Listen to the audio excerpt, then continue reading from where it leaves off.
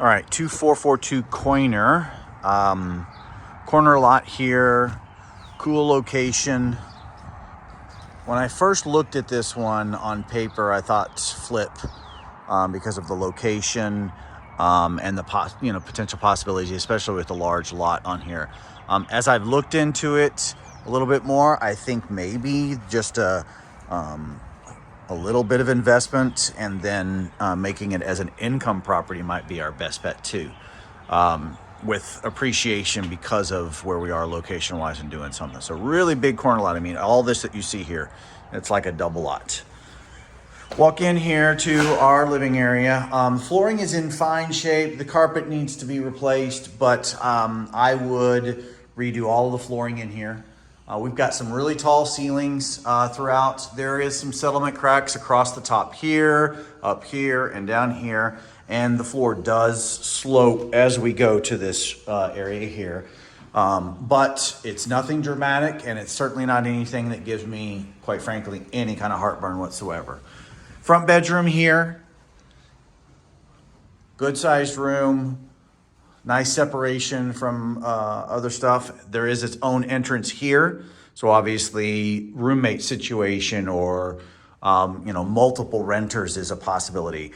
Your obvious challenge with this is there's no bathroom in here. Could you install one? Sure, but that's going to be pretty cost prohibitive if you ask me.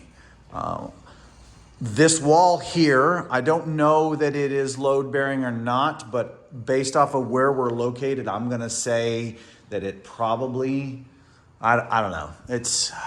I would need to get down a little bit and take a look at it, but I'm only saying that because of the settlement in here. Because opening this up would be nice. You're still going to have this pillar here no matter what, because this is an old stack, and then you can see the vents here. So there is a little bit of restriction here, and that's when I started thinking flip. I was like, okay, open this whole thing up. You really make it dramatic. You can do a whole lot of different things and everything, right?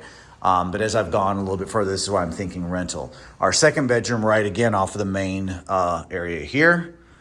A little bit smaller, but you still have these real tall ceilings. You've got two closets in here, so really generous sized.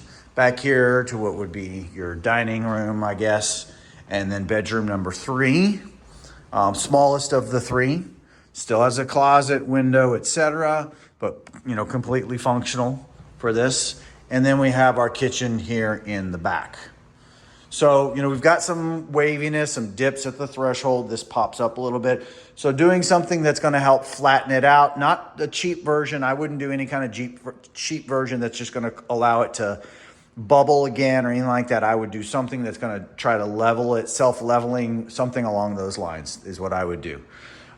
Kitchen certainly could use some work. You're really going to benefit by, just a little bit of kitchen work here, not even, full-blown gut job on this. Just opening up or doing a little bit of work in here, I think is going to be really beneficial and shouldn't cost you too much. Here's your full bathroom.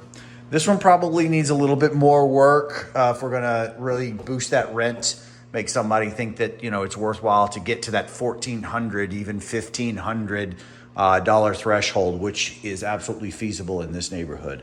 So just do some nice things with this house, and I think you've got some real opportunity.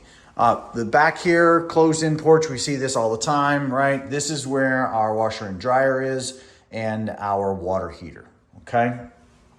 Last but not least, so that's 3 bedrooms and 1 bath. Last but not least is the upstairs. Now, this is quite a tight little stairway going up here.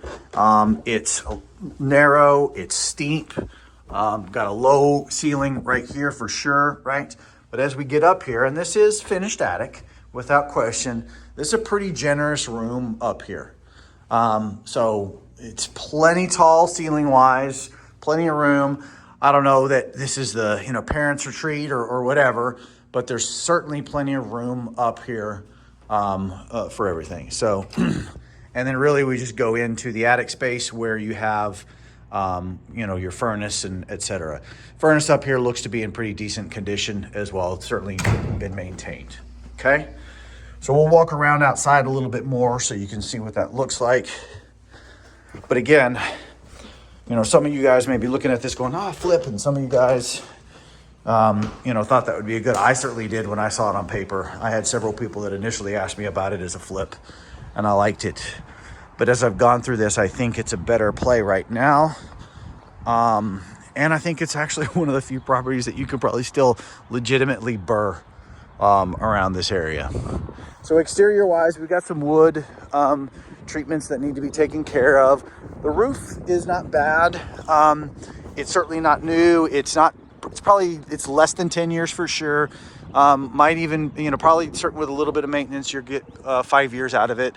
I think the biggest concerns I would have would be if there's some issues with the trees that come down, because all those vines in there, that's just weakening that tree. So that comes down, it certainly hurts.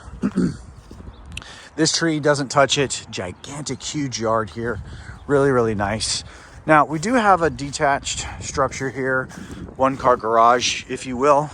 It's all grass. So, certainly you can get to it by driving up onto the grass on here. I don't know that I would like that, because unless you're going to actually make a driveway for it, but at least you have the ability to do it. The structure isn't leaning a tad bit this way, but it's not really too bad on it. But as you can see a little bit more on the roof here, right? There's some shingles popping up around here, but nothing too bad that a little bit of maintenance work will take care of. Again, not a lot of real heartburn for me on this one. Especially considering location, all that kind of stuff. So take a look at those numbers and let us know what you think. I really like this one a lot.